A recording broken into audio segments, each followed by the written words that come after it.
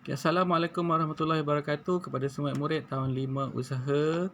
Cikgu harap kamu berada dalam keadaan sihat, sentiasa bersama keluarga dan sentiasa menjaga diri dan keselamatan pada setiap masa. Dan kita masih lagi ber-PDPR dan terima kasih kepada kamu yang telah mengikuti PDPR kita pada minggu lepas dan telah pun menjawab latihan yang telah pun cikgu berikan. Dan pada minggu ini, cikgu ingin memberikan satu hadiah kepada salah seorang daripada kamu yang mana merupakan yang telah pun mengikuti PDPR kita pada minggu lepas, okey.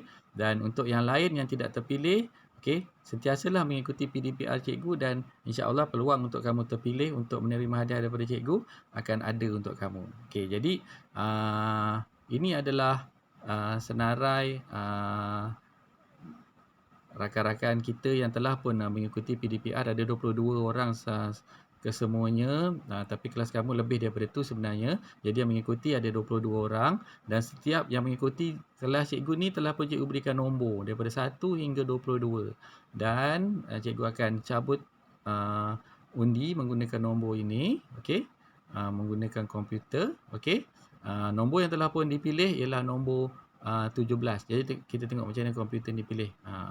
Dia random aja, rawak aja dia pilih. Okey, 17 kat situ. Okey, jadi siapa yang menduduki tempat yang ke-17 ni? Jom kita sama-sama tengok. Okey, jadi rakan kamu yang berada di tempat nombor 17 telah pun ialah Nur Kalisha binti Rosman. Tahniah Nur Kalisha, hadiahnya berupa satu kotak pensel warna daripada cikgu dan awak bolehlah ambil ataupun kamu bolehlah ambil hadiah ni di pondok pengawal sekolah kita bermula pada hari ini. Untuk yang lain, okey, kalau nak hadiah kena ikuti PDPR cikgu dan jawab ataupun buat latihan yang akan cikgu berikan dan akan direkod secara automatik dan cikgu akan berikan nombor. Okey, jadi untuk hari ini, okey, kita akan teruskan PDPR kita dalam tajuk tuas, okey, iaitu untuk menyatakan, okey, objektif kita hari ini menyatakan hubungan antara jarak beban dari fulcrum dengan daya yang digunakan. Pada minggu lepas kita dah belajar pada sebuah tuas, suatu tuas terdiri daripada fulcrum, beban dan juga daya. Okey, dan pada minggu ini kita tengok bagaimana hubungannya jarak antara beban dan daya, jarak antara beban dari fulcrum dengan daya yang kita gunakan. Di sini ada dua pemboleh ubah, okey. Yang pertama ialah jarak beban dari fulcrum, okey. Dan yang kedua ialah daya yang digunakan. Okey, kat situ ada dua pemboleh ubah dan kita nak tahu bagaimana kedua-dua pemboleh ubah ini berhubung. Berhubung tu maksudnya dia berkait. Contohnya kalau kita buat air, lebih banyak gula, lebih manis rasa air. Jadi kat situ ada dua pemboleh ubah. Satu jumlah gula dan satu lagi rasa air. Jadi kalau banyak gula, bilangan jumlah gula bertambah, rasa air bertambah manis. Itu contohnya, itu bentuk hubungan lah yang kita selalu jumpa setiap hari. Okey, dan lain contoh, okey, hubungan antara masa belajar dengan markah. Contohnya kalau kamu lama belajar, mungkin markah kamu lebih banyak. Okey, kamu lebih bijak dan sebagainya lah. Itu salah satu contoh hubungan. Jadi dalam kes tu hubungannya pemboleh ubahnya antara masa belajar dan juga markah. Okey. Jadi untuk hari ini, okey, yang kita nak tahu ialah hubungan antara jarak beban dari fulcrum dan juga daya yang akan kita gunakan. Okey. Jadi ini adalah tuas yang kita dah bincang pada minggu lepas. Okey. Tuas terdiri daripada 3 komponen utama, beban, fulcrum dan juga daya. Dan kita nak tahu hubungan antara jarak beban dengan fulcrum ni. Okey. Ini jarak ni. Okey, bagaimana daya yang kita gunakan ni, sama ada banyak ataupun sedikit. Okey, jadi kat sini kita akan gunakan dalam kehidupan seharian kita. Contoh untuk kita naikkan tayar, untuk congkel tayar, untuk kita potong dawai dan sebagainya. Kita tak kena tahu kat mana fulcrum, kat mana beban kita. Kalau kita nak gunakan daya sikit, kerja kita senang, beban tu nak dekat dengan fulcrum ke nak kena jauh. Okey, Jadi kat sini hari ni ini yang kita nak kaji. Okey. Dan untuk mengetahui dengan lebih lanjut, okey, cikgu telah pun sediakan satu video lah untuk kamu. Okey. Okey, jadi ini video dia. Jadi dia adalah tuas. Okey, kalau kita perhatikan di tengah-tengah tu adalah fulcrum. Okey, kemudian ini adalah kotak ni kita gunakan sebagai daya. Okey. Okey. Jadi ini beban. Okey, jarak beban dengan fulcrum tu dekat sekarang. Okey. Jadi ini daya kita gunakan. Okey. Okey, kita gunakan satu kotak, maknanya satu daya lah. Kalau cikgu tolak pakai tangan, awak tak tahu berapa banyak daya. Okey, sekarang kita gerakkan beban tu menjauhi. Okey, daripada fulcrum, dan dengan satu kita tak boleh nak angkat dia. Okey, jadi kita perlukan dua beban ataupun dua daya. Okey, dua daya. Dua kotak mewakili dua daya. Okey, sekarang kita gerakkan lebih jauh. Okey, fulcrum dengan beban. Okey, satu tak boleh. Okey, satu daya tak boleh. Kita perlukan dua pun tak boleh juga. Okey, akhirnya kita perlukan tiga. Okey.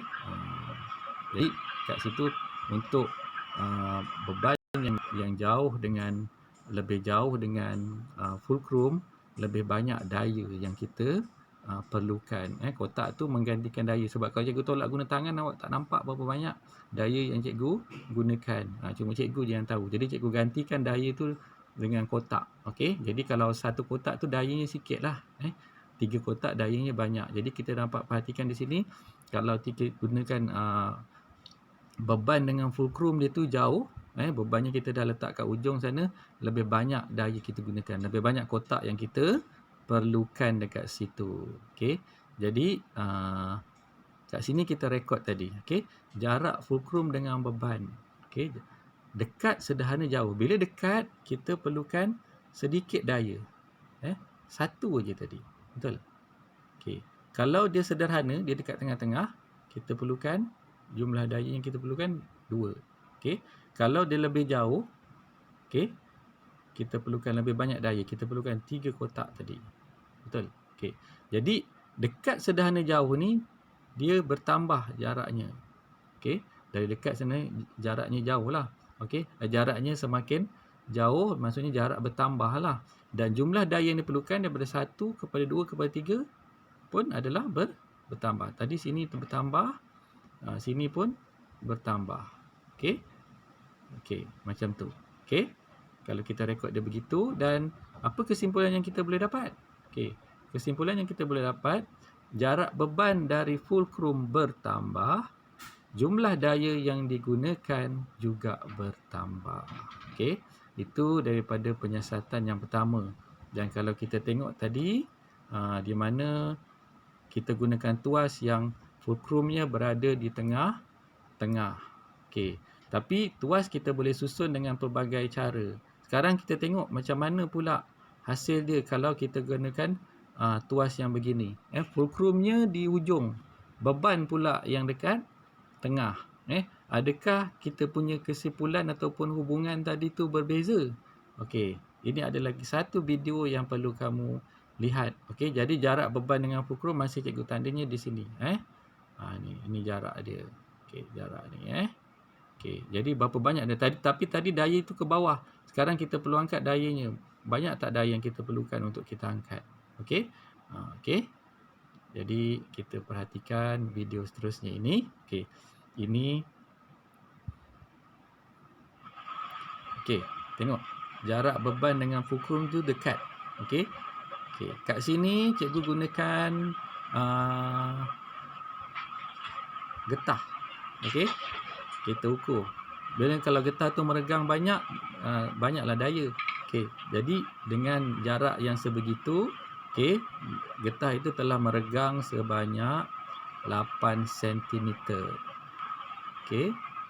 Dan sekarang kita jauhkan lebih sikit. Okey. Dan kita tengok berapa banyak getah itu meregang, berapa banyak daya yang cikgu perlukan. Okey, apabila jaraknya bertambah jauh sedikit. Okey. Kat situ kita dapat perhatikan getah itu meregang sebanyak berapa tu? 10 cm. Okey. 10 cm. Okey. Kemudian terakhir, semakin jauh beban dengan fulcrum. Kita tengok pula berapa banyak pula dia meregang. Okey. Dia regang banyak maksudnya daya lebih banyak lah kan. Okey. Berapa tu?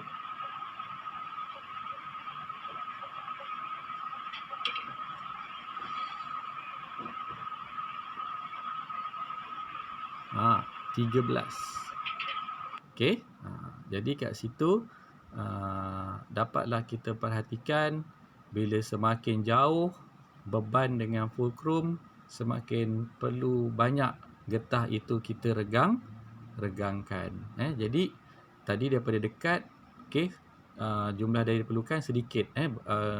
Getah tu meregang pendek je 8. Okey. Bila dia sederhana, okey, kat sini tadi dekat cuma regangnya 8. Okey. Bila dia sederhana, kita perlu dia berapa tadi? 10. Mungkin 10 tadi. Bila jauh dia 13 kan. Getah tu meregang sebanyak 13. Jadi daripada situ kita dapat perhatikan bahawa bila jarak beban dari fulcrum itu semakin bertambah, jarak beban dengan fulcrum tu semakin bertambah, jumlah daya yang diperlukan juga semakin bertambah. Okey, jadi samalah dia macam tuas yang pertama tadi. Okey, jadi kesimpulannya sama juga, jarak beban dari fulcrum bertambah, jumlah daya yang diperlukan bertambah. Okey, jadi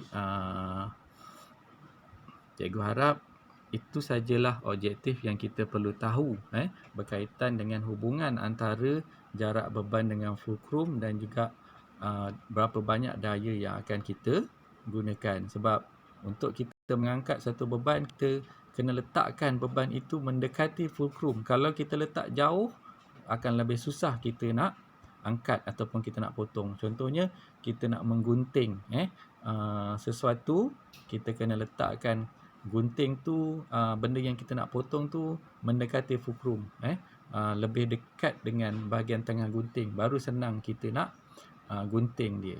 Okey, jadi akan ada beberapa soalan lagi yang akan cikgu berikan selepas ini, dan kalau kamu nak hadiah, kenalah jawab soalan tu dan kenalah ikuti PDPR kita pada hari ini. Jadi sentiasa jaga diri dan kesihatan dan juga keselamatan awak setiap masa. Untuk itu kita berjumpa lagi pada minggu depan, dan Assalamualaikum warahmatullahi wabarakatuh, dan bye-bye.